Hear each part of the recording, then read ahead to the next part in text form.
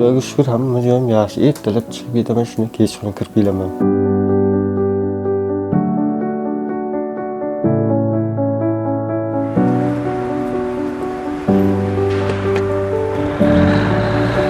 O'slar idrovatdan oqsak, to'ksak, mahallani yig'ishtirib, top-toza qilib, ertaroq qaytib kelamiz.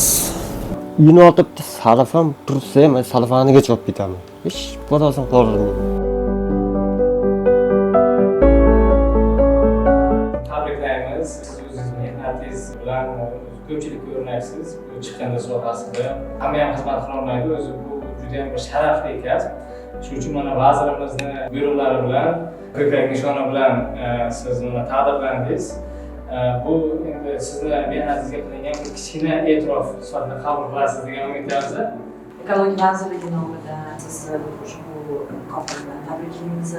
Halol, sharafli mehnatingizda sizga muvaffaqiyatlar tilaymiz, rahmat deb qolamiz.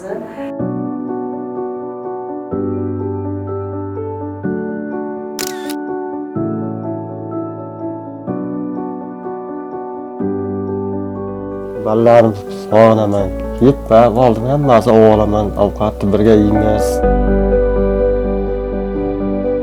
Ishga kirganiga shu endi. Mana boshimda qizlarim bor. Ishlamasam bo'lmaydi. Xudoga shukr, ro'zg'orga mana turibman. Yaxshi ko'raman ayam bilan dadam. Dadam mehribon. Oyim bilan da bizga juda mehribon. 10 yilga yaqin bo'ldi ishlaganlariga. Xudoga shukr, ro'zg'orimni terib turibdi. Odamlarga foydasi tekkanidan xursandman. Faxrlanaman, chunki halol mehnat, hech nima olmayman. Kasbda hech qanaqa yaxshi yomon yo'q.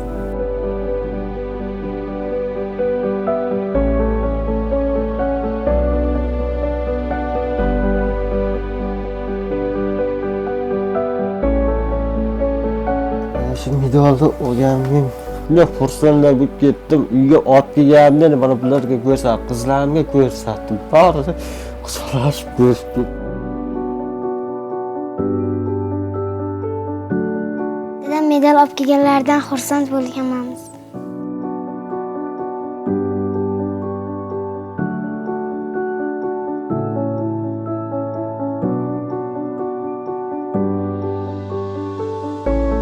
Yuk ortuvchi Bahramjon o'zi qo'shni mahallada yashagani bilan, lekin bizning mahallamiz fuqarosiday bo'lib qolgan. O'zining tarbiyasi bilan, xushmuomalagi bilan xalqimizga yoqadi.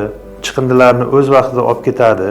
Qanchalik mahallamiz obod bo'lsa, toza bo'lsa, shunchalik fuqarolarimizning kayfiyati ko'tariladi.